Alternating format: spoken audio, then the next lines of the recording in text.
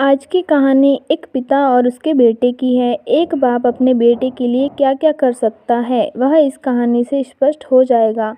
एक बार एक बेटा अपने पिता से लड़ाई करके गुस्से में घर से बड़बड़ाता हुआ निकला और बस स्टैंड की तरफ जाने लगा।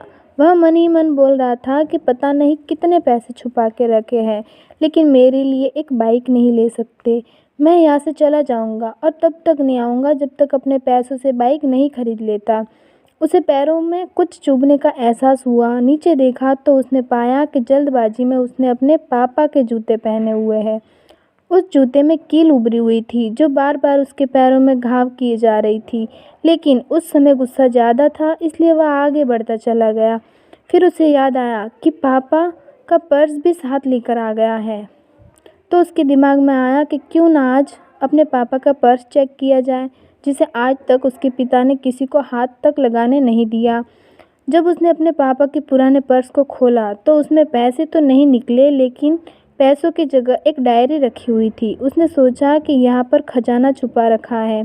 ज़रूर इस डायरी में लिखा होगा कि किससे कितने पैसे लेने हैं या फिर किसको कितने पैसे पिताजी ने दिए हैं। भगवान पर भरोसा रखो। लेकिन वह गलत था। जब उसने उस डायरी को खोला तो पहले पन्ने पर वहाँ पर जो लिखा था वह थोड़ा अजीब था।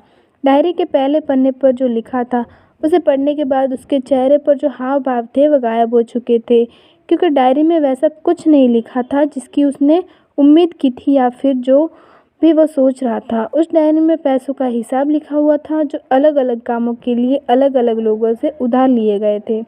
उस सूची में कंप्यूटर के लिए पैसे लिए हुए थे, जो कि इस प्रकार लिखा हुआ था 50,000 बेटे के कंप्यूटर के लिए।